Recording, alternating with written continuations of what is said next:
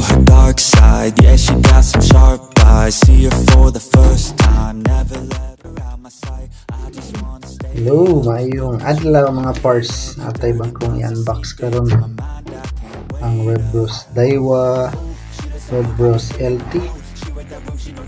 Try na to kung worth it ba siya sa tuwang palit, no? Dayon nag-video na lang po tayo para sa buwan seller para makita niya kung nag-unbox po na to with video.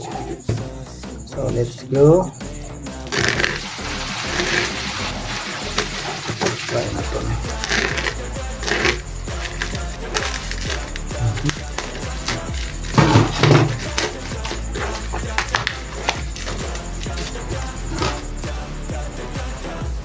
Maayong pagkapak.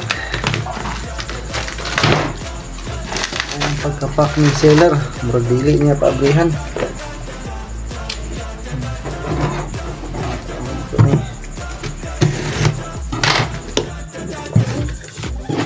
Okay, dali ra kayo, no? Naabot, i-order na itong 25, naabot din siya og April 25 i-order, naabot din siya og May 2. Ano naman siya? Yeah, check na to. Kung sa kadak ang iyahang 2000 series Webros LT 2000 series X.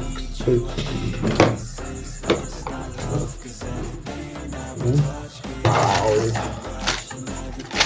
Okay. Mayahang manual. Sabi pa nila manual pero di naman babasahin. Manual. Tapos extra washer. Di kayo siya dako. Di masyadong kalakihan yung 2000 series niya mga parts. Saktong sakto lang. Wow. Pagka-lovely. Pagka-lovely. Ano siya?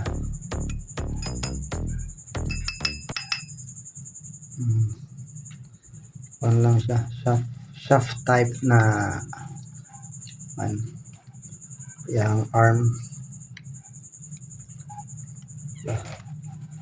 Pagkalami ay pagka nice ay so dili siya naka power nap mga parts pagka smooth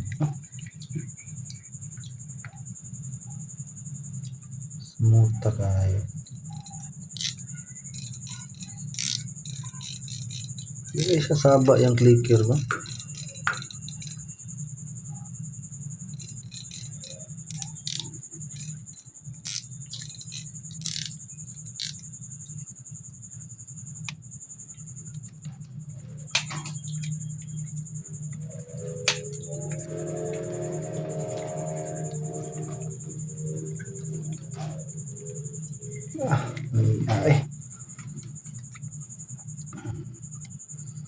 Sabi na kung dako kay siya nga 2000 compact lang siya.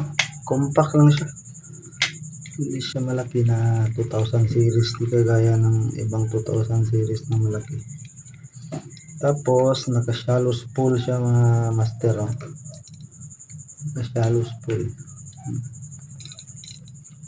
Shallow.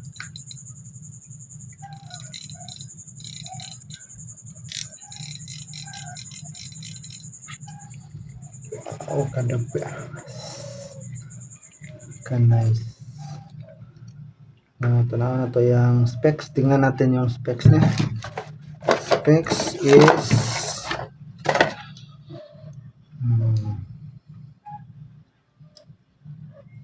braid line 0.4 or 0.5 mm is 200 meters. Ang iyang capacity dayon kung nylon 3LB 0.14 150 meters mm. Ang bearing niya is 200 grams. Max drag niya is 5 kg.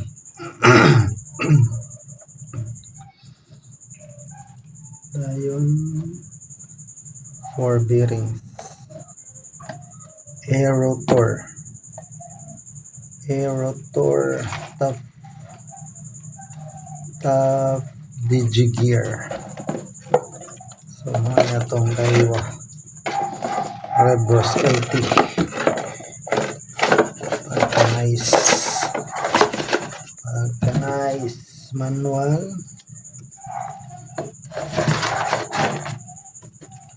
Extra washer. Lock. May lock sa arm. Or washer na. Wow, kalami. Pagka nice mga master. Pagka nice. So worth it ba siya sa yang presyo? 2-3? Pagka worth it pa. Worth it tayo. Ang tanong to yung spool. Lahi ang clicker. Lahi ang clicker. Lahi siya. Ibang iba. Tapos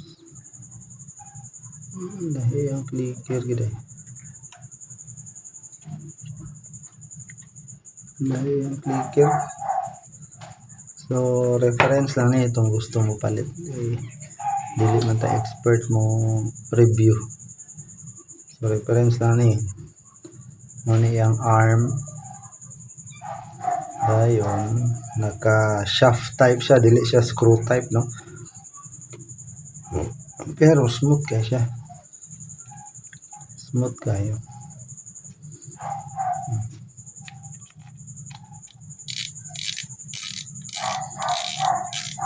Dayon, di po siya bugat, di masyadong mabigat. 200 grams lang siya. 200 grams. So, napakagaan. Saktong-sakto pang aging, pang ultralight gaming. Ang ganda. So, may nakalagay dito, made in Vietnam. Made in Vietnam. Nice. Shallow spool siya. LT. Light tough model siya, meaning Rebros LT. Light tough. So, kung gustong bumili ng Daiwa Rebros LT 2008 XH 2000 series, reference lang to mga master. So hindi siya masyadong malaki, compact type, maliit, sakto lang sa palad ko yung 2000 series, compact. Tapos ang maganda dito is maganda yung spool niya kasi hindi magkakabuhol-buhol yung line mo dito pag cast mo, kasi nakaslant siya yung forma niya. Ito, nakaslant dito. Yun lang for your reference kung gusto nyo bumili. Ito yung Daiwa Rebros LT, Daiwa LT Rebros 2000 series. Napaka-smooth, pagka nice. Ano po tayo, meron sa Shopee. So hindi slippery yung niya, yung handle niya dito, yung knob niya, hindi slippery. Rubber siya, para di dumulas yung kamay mo pag nag-retrieve ka. Yan mga master. Daiwa Rebros LT 2000 series. Hindi masyado marinig yung Iyak niya, oh. Yan lang. Napaka nice. Pagka-smoke eh. Okay. So, yun lang mga master. Thanks for watching. This is TJ's Adventure PH. Peace on.